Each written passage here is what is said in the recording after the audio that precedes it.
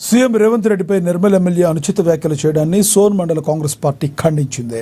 ఇటీవల జరిగిన ఇందిరా మహిళా శక్తి కార్యక్రమంలో రాష్ట్ర గీతం ఆలపించే సమయంలో అధికారులు ప్రజలందరూ లేచి నిల్చుంటే స్థానిక ఎమ్మెల్యే బీజేపీ ఎల్పీ నేత మహేశ్వర్ రెడ్డి అహంకార భావంతో అలాగే కూర్చోవడం సిగ్గు చేటని మండల పార్టీ అధ్యక్షుడు నక్కల మధుకర్ రెడ్డి అన్నారు. రాష్ట్ర ప్రజానికాన్ని తెలంగాణ వాదాన్ని కించపరచడమే అని తెలిపారు. ఈ సందర్భంగా నిర్మల్ జిల్లా వ్యాప్తంగా మహేష్ రెడ్డి దిష్టిబొమ్మను దగ్ధం చేస్తామన్నారు. ఈరోజు సోన్ మండలంలో మహేశ్వర్ రెడ్డి గారు ఈరోజు గౌరవ ముఖ్యమంత్రి గారి మీద వాడు వీడు అని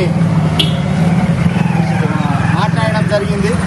ఈ మాటలని మా సోన్ మండల ప్రజల తరఫున, కార్యకర్తల తరఫున, అందరి తరఫున మేము ఈరోజు ఖండిస్తున్నాం.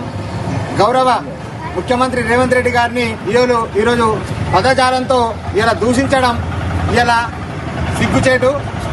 మహేశ్వర్ రెడ్డి, మీరు కూడా ఇదే కాంగ్రెస్ పార్టీలో ఉండి ఈరోజు బీజేపీలకు వెళ్ళడం జరిగింది.